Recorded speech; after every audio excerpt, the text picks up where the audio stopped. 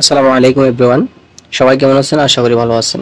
আজকের এই ভিডিওতে আমি দেখাবো কিভাবে আপনারা আপনাদের ইমো হ্যাক হয়েছে কিনা চেক করবেন। ইমো হ্যাক হয়েছে কিনা আমাদের ফোন থেকে আমরা নিজেরাই চেক করতে পারবো কিভাবে আমাদের ইমোটা হ্যাক হয়েছে বা আমাদের ইমোর আদার্স কোনো লোক হ্যাক করে ইউজ করতেছে কিনা সেটা আমরা দেখব।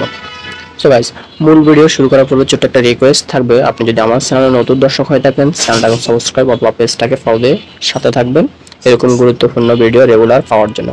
তো আমরা ফার্স্ট অফ অল চলে যাবো হচ্ছে ইমো অ্যাপসে। ইমো অ্যাপসে আসার পর আমরা জাস্ট এখান থেকে বাম কর্নারে দেখতে পাচ্ছি আমাদের ইমোর লোগোটা, যে লোগোটা আছে আমরা এখানে জাস্ট একটা ক্লিক করবো। মূল লোগোতে ক্লিক করার পর আমাদেরকে এরকম একটা ইন্টারফেসে নিয়ে আসবে। আসার পর আমরা এখান থেকে জাস্ট সিকিউরিটি অ্যান্ড প্রাইভেসিতে জাস্ট একটা ক্লিক করবো। সিকিউরিটি অ্যান্ড প্রাইভেসিতে ক্লিক করার পর জাস্ট আমাদেরকে এরকম একটা ইন্টারফেসে নিয়ে আসবে।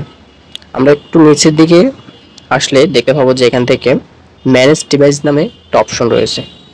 জাস্ট এখানে একটা ক্লিক করব। ক্লিক করার পর আমাদেরকে যে এরকম একটা ইন্টারফেসে নিয়ে আসবে। এরকম একটা ইন্টারফেসে নিয়ে আসলে আমরা এখান থেকে দেখতে পাবো আমাদের যে ইমোটা আমরা ইউজ করতেছি এটা কোন কোন ফোনে লগ ইন করা হয়েছে। তো মানে কেউ যদি আমাদের ইমোটা হ্যাক করে নিয়ে যায়, আমরা জাস্ট এখান থেকে দেখতে পাবো কোন ডিভাইসে সে এই ইমোটা ইউজ করতেছে।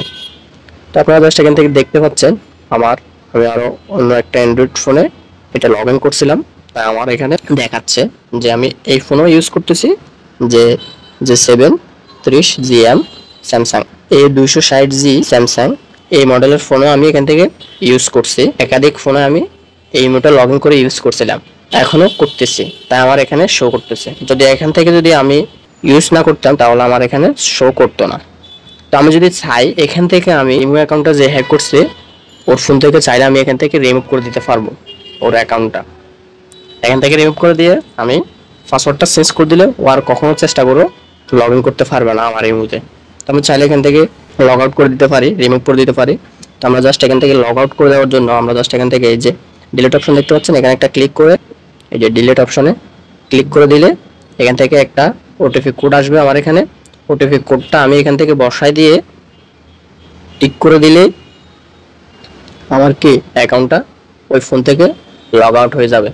ওই ফোনে আর অ্যাকাউন্টটা শো করবে না, অ্যাকাউন্টে ঢুকতে পারবে না ওই ফোন থেকে। তো জাস্ট আপনারা এখান থেকে কোডটা বসিয়ে লগ আউট করে দেবেন। আমি এখান থেকে আর করছি না লগ আউট, জাস্ট আপনাদেরকে দেখানোর জন্য এখানে নিয়ে আসলো। তো আরেকটা অপশন রয়েছে যে মাল্টি ডিভাইস, উপর দিকে আপনারা দেখতে পাচ্ছেন যে আপনি যদি এখান থেকে পারমিশন দিয়ে রাখেন যে আমি আমার যে অ্যাকাউন্টটা রয়েছে, যে ইমো অ্যাকাউন্টটা রয়েছে এটা অন্য ফোনও ইউজ করতে পারবে, তাহলে এখান থেকে এটা যদি অন করে রাখেন তাহলে অন্য ফোনও সে ইউজ করতে পারবে। আর যদি এখান থেকে এটা অফ করে রাখেন তাহলে এটা আপনার অন্য ফোনে ইউজ করতে পারবে না, এই পারমিশনটা থাকবে না।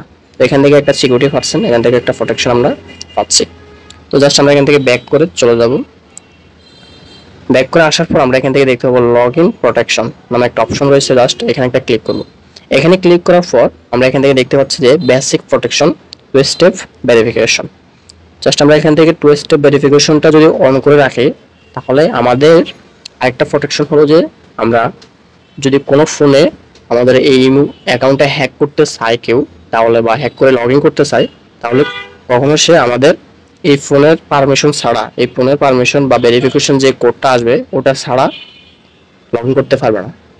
তার মানে আপনি তো ভেরিফিকেশন কোডটা ওকে দিচ্ছেন না, তাহলে ও আর লগ ইনও করতে পারছে না। এদিকে একটা প্রোটেকশন পাচ্ছি আমরা।